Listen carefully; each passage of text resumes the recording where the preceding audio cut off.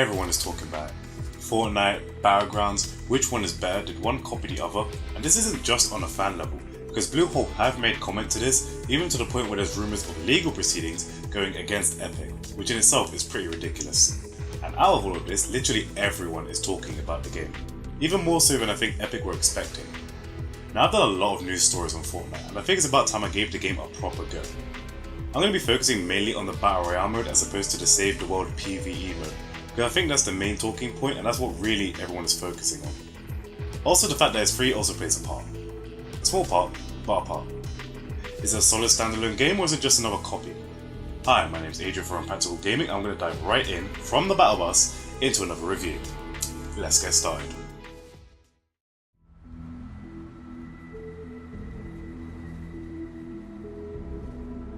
Now, I've already played PUBG quite a bit before playing Fortnite, and when I heard what people were saying online, I was expecting it to be a carbon copy. But as usual, the internet likes to exaggerate, and I found that statement to be completely false. Now, at first glance, you can compare the two and say they're the same, but personally I think that's a pretty lazy comparison. It's got a lot of backlash and criticism from some comments even before the game went live. I personally think that's pretty unfair. I mean, sure, there are some things that are similar, like dropping into an island from a vehicle and gathering loot, but it's a survival game. What did you expect? Of course there are going to be some things that are similar. I mean, it literally says Battle Royale in the name. But enough of that. When you look at it straight up, it looks fun and cartoonish and not that serious a game. I mean, these are the same people that made Gears of War and Infinity Blade, so this seems like quite a jump. But don't be fooled, because this game gets intense, especially when going solo. Honestly, my heart beats so fast when I get to the last 10, I really wasn't built for this kind of pressure. There's something about trying to take down everyone and being the last man standing to reign victorious that makes me feel pretty badass. For a free game mode, already this is pretty impressive and insanely addictive. Now if I was any good, it would be much more fun, but there's been too many times where I just drop in, get a weapon, look up, and die. Which is so frustrating when I have the better weapon, plus shield, and full health, and I still drop dead. I mean, look at this. Honestly, what the hell?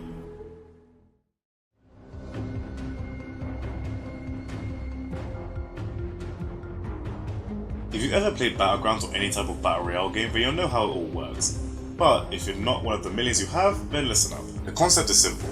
There are 100 players on the island and you have to gather loot and materials to make sure you're the last one standing. You start off on a battle bus, or as I like to call it, a party bus, which flies you over the island in a line which changes every game, so you'll likely drop in a different place every time. Once you've decided, you drop in and loot the area for any weapons which range from pistols, SMGs, grenades and assault rifles, to the more OP shotguns and sniper rifles.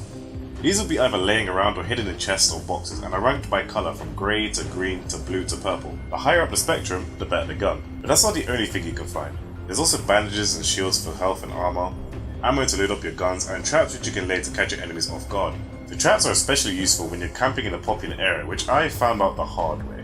But that's just the offensive gunplay. We haven't even talked about the building mechanic in this game, which really sets it apart. You'll notice a pickaxe at the very start before you have any weapons or items. Use this to gather wood, stone, or metal materials, which you can get from breaking just about anything. Once you have enough, you can build walls, floors, stairs, even whole buildings, which you'll need during the endgame. But surely playing on an island this big will take forever. Well, that's what the play area is for. The storm, as they call it, shrinks to a random location on the map and you have to stay in it to stay alive, because no one's going to search every inch of this island.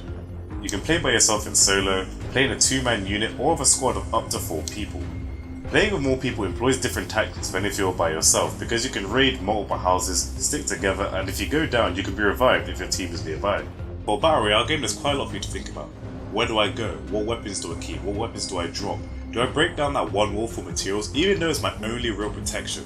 The fact you drop in and see your enemies dropping next to you, the rush to get to your first weapon and see someone else go for the same one, the endless silence you have to wait in your house because you're too afraid to go outside and die, the footsteps you hear right after the door creaks open.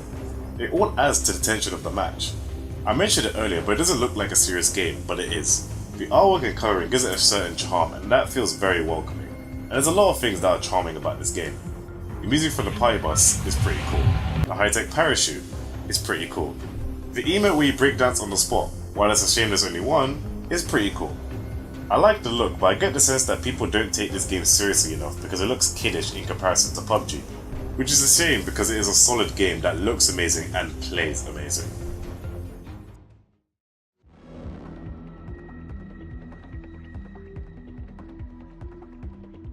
There aren't glaring issues, but some small problems that need a bit of tweaking and where I feel they've kinda shot themselves in the foot. For starters, you can crouch yet you can't go prone, which really threw me off. It's such a simple thing to do and easy to code, so I don't understand why they didn't put it in. Now when you're on higher ground and looking down on enemies, you're not at a huge advantage anymore, so you're just a big target. Not like that would help anyway, because the aiming can be quite dodgy at times. I mean, I was pointing right at this guy, and I know damn well I had a better gun than him, and I still got my ass kicked. But that doesn't matter in close quarters, because if they have a shotgun, then 9 times out of 10, regardless of class, you'll probably lose. I also don't like how, again, unlike PUBG, there are no vehicles. I mean, they're everywhere, but they're only for aesthetic and materials, which is frustrating. Travelling across the map when the play area is miles away with no vehicles is not the funnest thing in the world.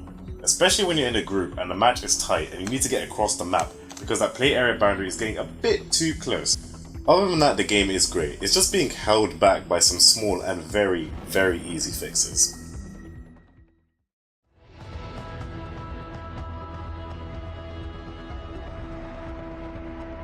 This game is good. I honestly play it so often and it's so addictive, I can't believe I didn't play it as soon as it came out. Really, it should get a bigger reputation than it does, but it's a bit unfortunate that it's sort of overshadowed by PUBG's success. But that shouldn't stop this game's success. The Battle Royale mode is brilliant, and any comparisons to PUBG are frankly out of place. Both games can coexist with each other, and that's just how it should be, because they're both brilliant games and I only want to see them both grow more and more. That's it for today. Give the video a like, leave a comment, subscribe, and make sure to hit those notifications because it really helps. Thanks for watching and keep on gaming!